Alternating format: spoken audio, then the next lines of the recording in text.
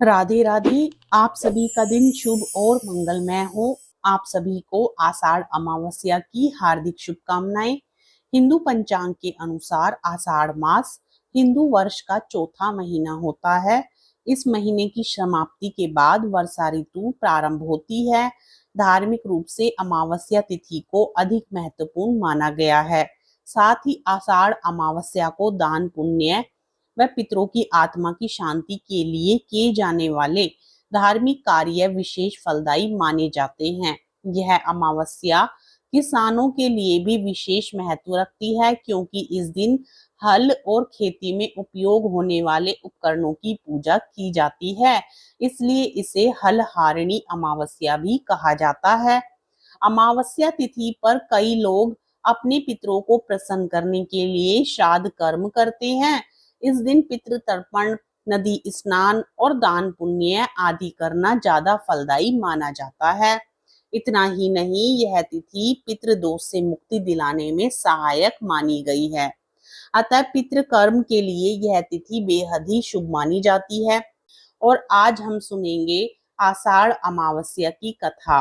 आषाढ़ अमावस्या के दिन सुबह जल्दी ब्रह्म मुहूर्त में उठकर किसी नदी, जलाशय या कुंड में स्नान करना चाहिए और साथ ही सूर्य देव को अर्घ्य देने के बाद पितरों का तर्पण इस दिन जरूर करना चाहिए।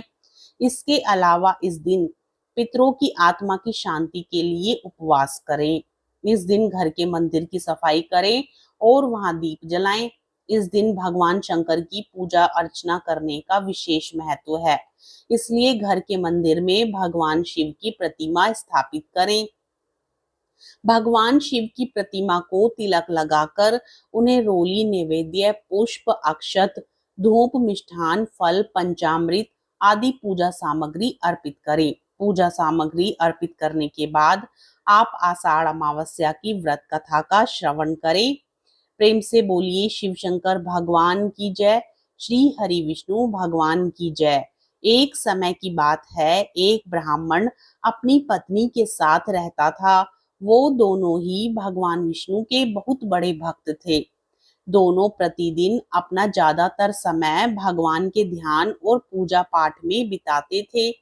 ब्राह्मण का घर धन धान्य से भरा हुआ था, किंतु संतान ना होने के कारण यह दंपत्ति अत्यंत दुखी रहता था। एक दिन ब्राह्मण ने अपनी पत्नी से कहा कि मैं तपस्या करने के लिए वन में जा रहा हूँ। इसके बाद वह भगवान पर भरोसा और संतान की कामना लेकर वन में तपस्या करने के लिए चला गया। ब्राह्मण को कठोर तपस्या करते हुए कई वर्ष बीत गए, लेकिन उसे फल की प्राप्ति नहीं हुई। अंत में हार मानकर ब्राह्मण ने अपने जीवन को समाप्त करने का निर्णय लिया।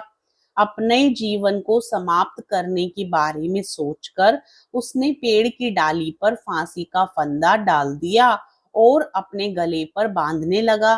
तभी वहां पर सुख अमावस्या प्रकट होकर बोली, हे ब्राह्मण, तुम्हारे भाग्य में 7 जन्म तक कोई संतान नहीं लिखी है, किंतु मैं तुम्हें 2 कन्या का वरदान देती हूँ। तुम अपनी एक कन्या का नाम अमावस्या रखना और दूसरी का नाम पूनम रख देना। तुम अपनी स्त्री से कहना कि वह 1 वर्ष तक सुख अमावस्या का व्रत रखे और अमावस्या के दिन 1 कटोरी चावल भरकर उस पर दक्षिणा रखकर दान कर दे। सुख अमावस्या की बातें सुनकर ब्राह्मण घर आया और ये पूरा वृतांत उसने अपनी पत्नी को सुनाया। सुख अमावस्या के आदेश अनुसार ब्राह्मणी ने व्रत रखना आरंभ कर दिया। कुछ दिनों बाद ब्राह्मण के घर 2 कन्याओं ने जन्म लिया, जिसमें से एक कन्या का नाम अमावस्या और दूसरी का नाम पूनम रखा गया। जब ब्राह्मण की दोनों बेटियां बड़ी हुई तो ब्राह्मण ने उनका विवाह कर दिया। बड़ी बहन अमावस्या धार्मिक प्रवृत्ति की थी। वह काफी समय भगवान की पूजा और धर्म कर्म में व्यतीत करती थी। इसके विपरीत पूनम भगवान को बिल्कुल भी नहीं मानती थी। बड़ी बहन अमावस्या के घर में सुख समृद्धि का भंडार था, पर छोटी बहन के घर में दरिद्रता छाई थी।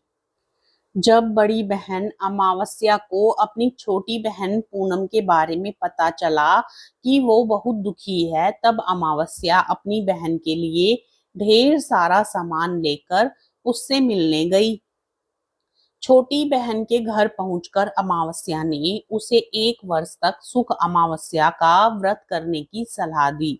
साथ ही अमावस्या ने व्रत को विधि पूर्वक करने के बारे में पूनम को बताते हुए ये भी कहा कि तुम 1 वर्ष तक सुख अमावस्या का व्रत करना और एक कटोरी में चावल भरकर उसे दान कर देना। ऐसा करने से तुम्हारे सभी कष्ट दूर हो जाएंगे और घर में सुख समृद्धि आएगी। पूनम ने अपनी बहन की बात को मानते हुए बिल्कुल ऐसा ही किया, जिसके बाद 1 साल के भीतर पूनम का घर धन धान्य से भर गया और उसके घर एक बेटे ने जन्म लिया।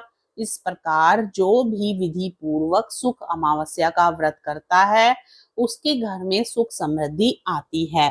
प्रेम से बोलिए शिव शंकर भगवान की जय, श्री हरि विष्णु भगवान की जय। मित्रों, आषाढ़ अमावस्या के दिन दान पुण्य के कार्य जरूर करने चाहिए। कहते हैं कि इस दिन किए गए दान का पुण्य कई लाख गुना होकर मिलता है। यही नहीं, मृत्यु के बाद मोक्ष की प्राप्ति भी होती है। इसके अलावा इस दिन किसी भी पवित्र नदी में स्नान करना भी शुभ माना जाता है। साथ ही इस दिन पीपल की पूजा का भी विशेष विधान है। आषाढ़ अमावस्या के दिन किसी भी महत्वपूर्ण वस्तु की खरीदारी या बिक्री भूलकर भी नहीं करनी चाहिए। साथ ही किसी भी निर्धन या याचक को अपने घर से खाली हाथ नहीं लौटाना चाहिए। इसके अलावा इस दिन किसी से भी कटु शब्द का प्रयोग गलती से भी नहीं करना चाहिए। ना ही इस दिन मांस मदिरा का सेवन करना चाहिए। संभव हो सके तो इस दिन तिल के तेल के सेवन का भी परहेज करना चाहिए। आप सभी को आषाढ़ अमावस्या की एक बार फिर से हार्दिक शुभकामनाएं।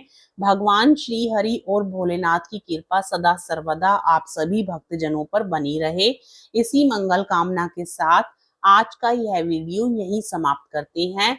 जानकारी पसंद आई हो तो लाइक करके चैनल को जरूर सब्सक्राइब कर लें।